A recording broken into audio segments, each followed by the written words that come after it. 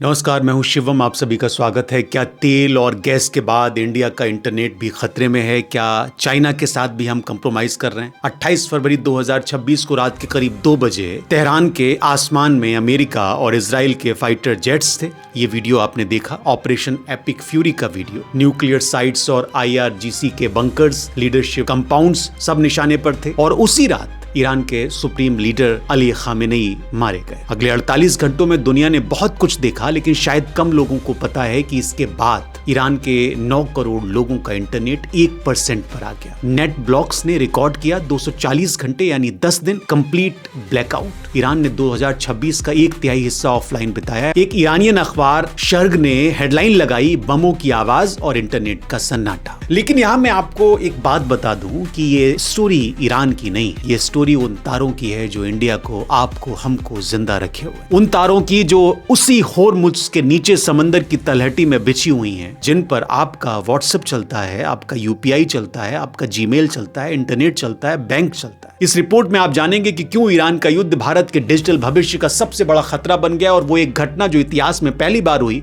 और जिसे इंडिया ने नोटिस नहीं किया। गल्फ के देश चुपचाप एक नया डिजिटल मैप बना रहे हैं जिसमें इंडिया नहीं है। और वो सवाल, अगर वो तार कट गई तो फिर क्या होगा, और क्या इंडिया चाइना के साथ कंप्रोमाइज हुआ? ये सिर्फ इंटरनेट की कहानी भी नहीं है, ये भारत की संप्रभुता की कहानी भी है। पहले एक बात जो शायद आप नहीं जानते वो मैं बता दूं। आप सोचते हैं इंटरनेट सैटेलाइट से चलता है, पर ऐसा नहीं है। दुनिया का करीब 98% इंटरनेशनल डेटा समंदर की तलहटी में बिछी उन फाइबर ऑप्टिक केबल से चलता है जो इस समय खतरे में। ये केबल्स एक छोटी सी पेंसिल जितनी मोटी होती है, लेकिन इनके अंदर ग्लास के धागे जिनसे लाइट की स्पीड पर आपका डेटा दौड़ता है। अब एक नक्शा दिमाग में बनाइए जरा। चेन्नई से एक केबल निकलती है, अरब सागर में उतरती है, होर्मुज के पास से गुजरती है और फिर लाल सागर में सेज कनाल के पास से और यूरोप पहुंच जाती है। यही रास्ता है दुनिया का सबसे बड़ा डिजिटल हाईवे, और इसी रास्ते से 17 सबमरीन केबल्स लाल सागर से गुजरती हैं और अलग केबल होर्मुज से गुजरती है, ईरान, इराक, कुवैत, कतर को जोड़ती है। भारत का 1/3 वेस्ट बाउंड इंटरनेट ट्रैफिक इसी होर्मुज कॉरिडोर से गुजरता है। 1/3 यानी आपकी हर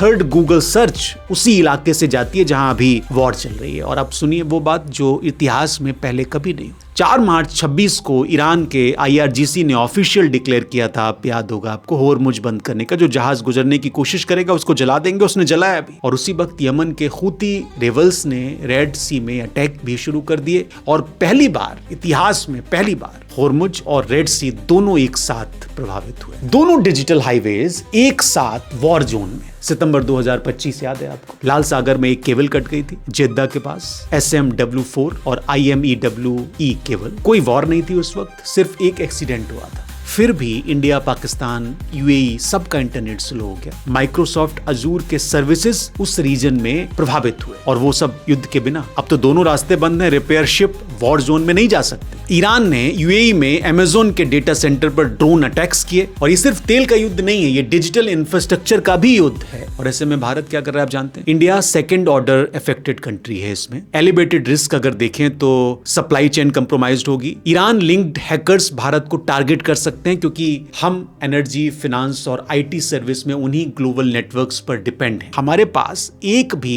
स्वदेशी केबल रिपेयर वेसल नहीं है। अब यहाँ 3 पॉइंट हैं जो आप ध्यान से सुनिए, एकदम साफ। पहला पॉइंट, भारत कितना मुश्किल में है। असल में भारत का $341 बिलियन का service export, IT, BPO, software सब उन्हीं केबल से जाता है। हर स्विफ्ट पेमेंट उन्हीं केबल से, हर स्टार्टअप का सर्वर उन्हीं केबल से, हर वीडियो कॉल उन्हीं केबल से। ट्राई के चेयरमैन अनिल कुमार लाहौती ने कहा कि इंडिया को केबल इंफ्रास्ट्रक्चर में 10 गुना एक्सपेंशन चाहिए। 10 गुना। हम कहां खड़े हुए हैं? ये खुद सरकार का बयान। और अभी होर्मुज बंद है, रेड सी प्रभावित है, रिपेयर शिप जा नहीं सकती। $341 बिलियन का इकोसिस्टम एक अदृश्य खतरे में खड़ा हुआ है इस वक्त। दूसरा पॉइंट, गल्फ के देश एक नया डिजिटल मैप बना रहे हैं, और ये सबसे महत्वपूर्ण पॉइंट है, ध्यान से सुनिए। ईरान की वॉर के दौरान सऊदी अरब, कतर, UAE घबरा गए। उन्हें समझ आया कि समंदर के रास्ते बड़े मुश्किल में पड़ सकते हैं, तो उन्होंने एक काम किया। 6 ओवरलैंड फाइबर ऑप्टिक्स कॉरिडोर बनाए, सीरिया के रास्ते, इराक के रास्ते, ईस्ट अफ्रीका के रास्ते। सऊदी अरबिया की STC ग्रुप ने 7 फरवरी 2025 को एक $800 मिलियन का कॉन्ट्रैक्ट साइन किया, सीरिया होते हुए उस पूरे मेडिटेरियन रीजन में। सिल्क लिंक प्रोजेक्ट था ये। इराक के कम्युनिकेशन मिनिस्टर ने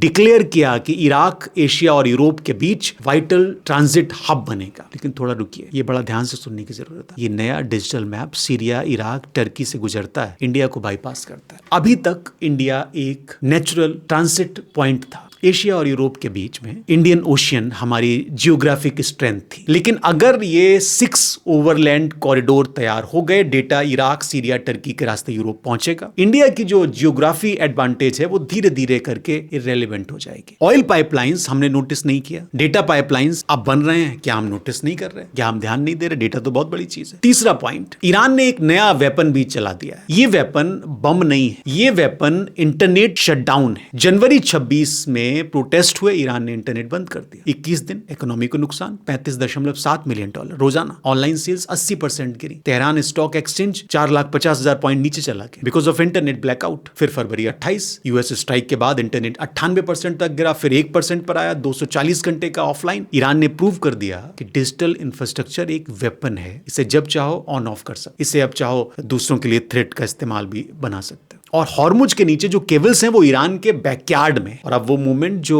आपको जानना चाहिए, जहां सब कुछ पिक्चर साफ दिखने लगती है। 3 अलग अलग घटनाएं, एक ही पैटर्न तीनों घटनाओं का। पहला, ईरान ने डिजिटल वेपन यूज किया।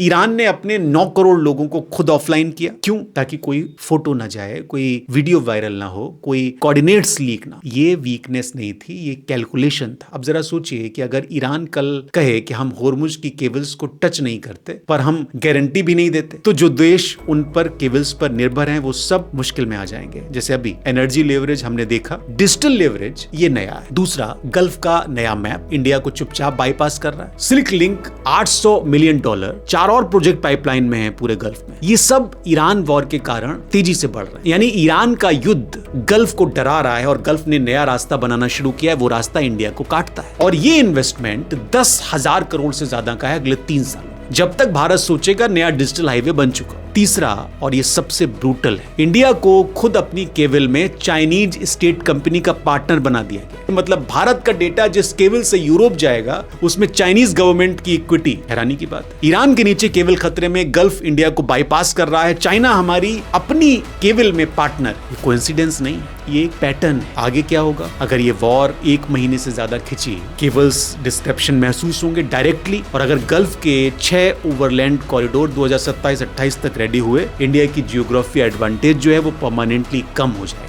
अगर ईरान ने हॉर्मुज केबल्स को फॉर्मली लीवरेज बनाया, इंडिया को डील करना होगा अपनी शर्तों पर, नहीं उनकी शर्तों पर। लेकिन एक रास्ता भी है। इंडिया के पास दुनिया की तीसरी सबसे बड़ी कोस्ट लाइन, हम खुद केबल हब बन सकते हैं। ट्राइनेट तो पहले ही कहा है कि 10 गुना एक्सपेंशन की जरूरत है। TCIL की स्टडी है 3,000 से 4,000 करोड़ के रिपेयर वेसल बन सकते हैं। ये इन्वेस्टमेंट नहीं है, ये एक नेशनल सिक्योरिटी। और एक आखिरी बात, क्या हम रेडी हैं जब इंटरनेट बंद होने का सन्नाटा हमारे घरों तक आएगा उसके लिए? आज 26 में डेटा वॉर युद्ध का नया माध्यम बन गया है। जो देश अपनी केबल्स कंट्रोल करता है वो अपना फ्यूचर कंट्रोल करता है। जो देश दूसरों की केबल्स पर डिपेंड है उसका फ्यूचर दूसरों के हाथ में। सवाल पूछते रहिए, क्योंकि जो नहीं पूछते उनकी तारें दूसरे काट देते हैं। बहुत शुक्रिया, आपने पूरा देखा। कैसा लगा आपको कार्यक्रम, कैसी रिपोर्ट लगी, जरूर बताइए। बहुत शुक्रिया।